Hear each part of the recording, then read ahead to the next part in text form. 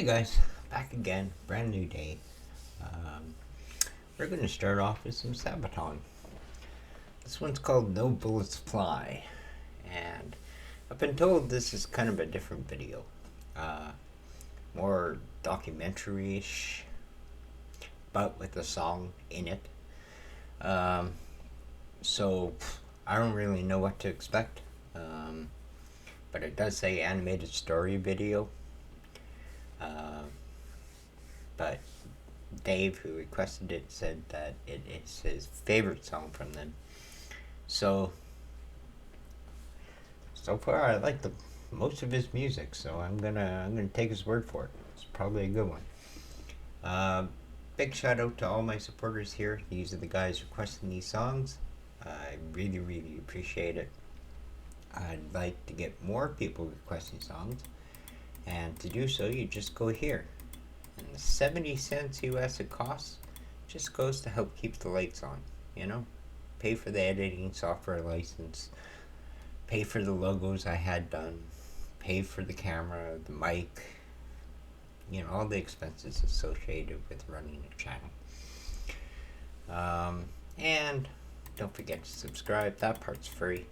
It's easy. Videos come to you, and we're small, but we're growing, so come join the party, and I don't think you'll regret it, especially if you like metal music. So that's it. Let's clean up the screen. Let's check it out. It's December the 20th, 1943, and in the freezing air high above Germany, Second Lieutenant Charles "Charlie" Brown is at the controls of his B-17F, ye old pub.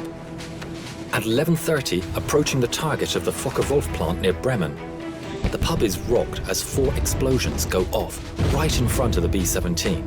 A cry comes across the intercom. "We're hit!" In the plexiglass nose, a huge hole had been made. An icy cold wind was being blown inside, making freezing conditions for the crew. Engine 2 had been hit, and co-pilot Spencer "Pinky" Luke let out an expletive as he noticed a huge hole in the right wing. Releasing their bombs over the factory, the crew turned to the north, planning to head over the coast, then turn west for home. With one engine out and engine 4 now faulty, the pub started to fall back from the formation with another damaged plane. Sam "Blackie" Blackford in the ball turret watched as it disappeared into a cloud bank. There was an orange flash in the cloud. "Bandits!" Eckie shouted as 5 BF-109s streaked from the cloud bank. Then another cry. "Bandits!" as 8 FW-190s were spotted in formation ahead of the pub. Sergeant Bertram "Frenchy" Coulomb in the turret shot the 190 out of the sky. The navigator, Al "Doc" Sadek, took out the second. Pinky reported that engine 3 had been hit. That left just one engine at full power. The BF-109s attacked the pub from behind, swarming all over. But due to the cold wind running through the pub, most of the guns were frozen. In a turn now, the pub was repeatedly hit, taking extreme damage and killing the tail gunner. A shell penetrated and exploded near the waist gunners, injuring the crew and creating a huge hole. The oxygen supply was taken out, and the pub spun towards the ground. With the crew unconscious due to lack of oxygen, the B-17 fell for 4 miles. Charlie started to come around and grabbed the controls, pulling back as the plane continued to fall. 5,000 feet, 4,000 feet, 3,000 feet. Just moments from hitting the earth, the plane pulled up, almost scraping the trees as it did.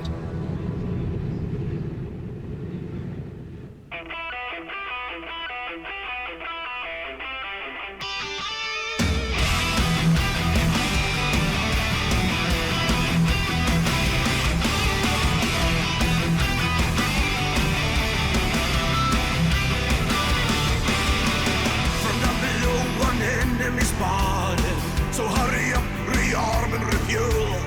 But through the bombers damaged and green, see wounded men scared to the bone. Look to the right and then look again, and see the enemy in the eye. No bullets fly, spared by his mercy. Escorted out of harm's way. Fly, fighting fair is the code of the air. Robbers, heroes, foes.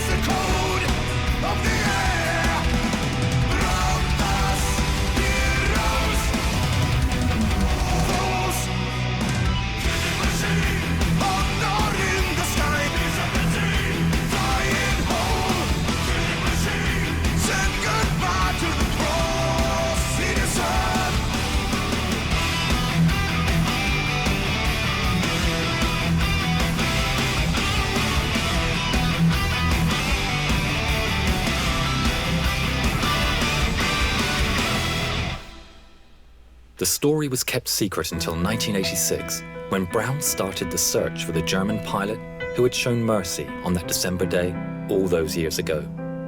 In 1990, Brown received a letter from a man named Stigler, who was living in Canada. Stigler explained that he had been the pilot of the German fighter who had escorted Ye Olde Pub. This video is of their first meeting. Franz, what were your feelings when you met again for the first time? I was so happy as we met that I dropped him and hugged him. Wasn't easy.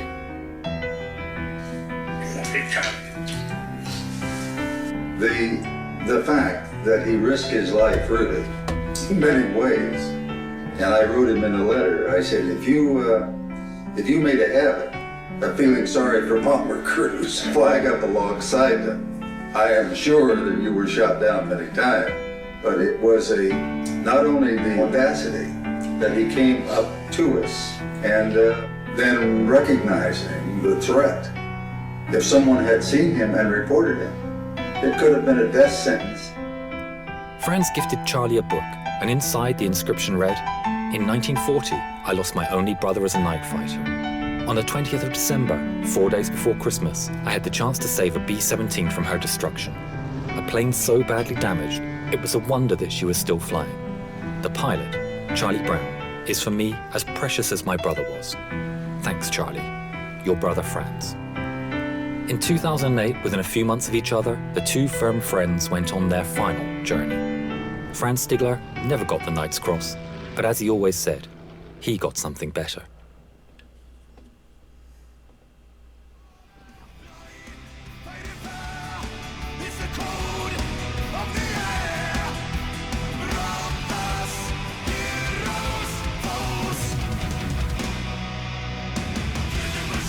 Mom, go listen.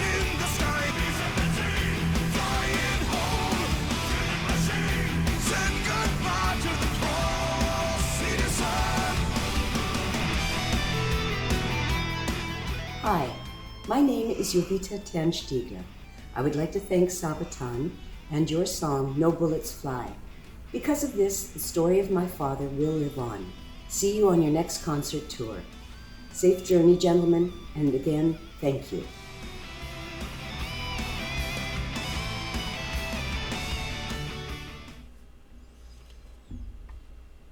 Wow.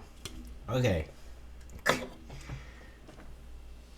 I know the story. I'm a nerd. Alright? I read these things.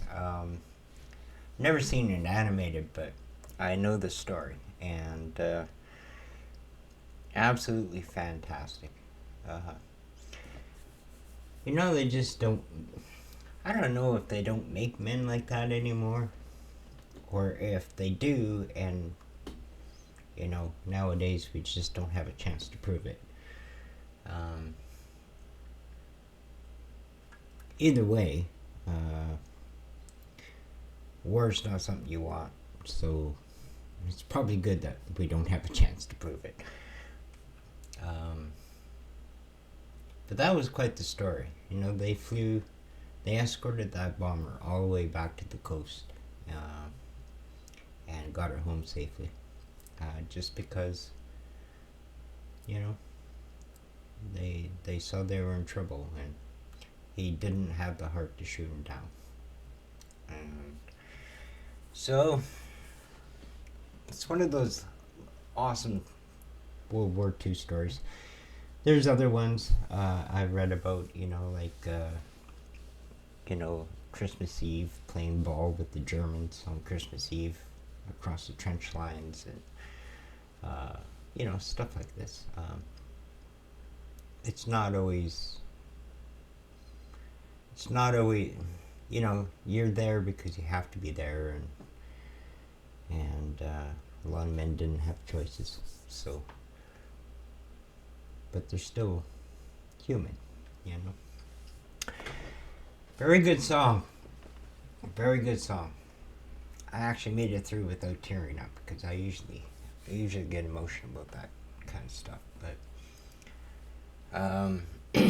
all right, there we go, Sabaton. And it was an interesting video how they animated everything, and it was kind of a documentary. So now I know. Big shout out to all my supporters. Thank you very much for requesting these songs. Hopefully that was informative to someone. If you'd like to request a song, you just go over here. And don't forget to subscribe. Hit the subscribe button. It's just down there. Just click it. Simple.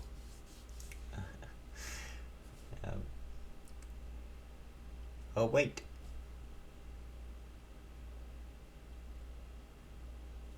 Click the button. Thank you. I don't know if that's going to work, but whatever. Okay.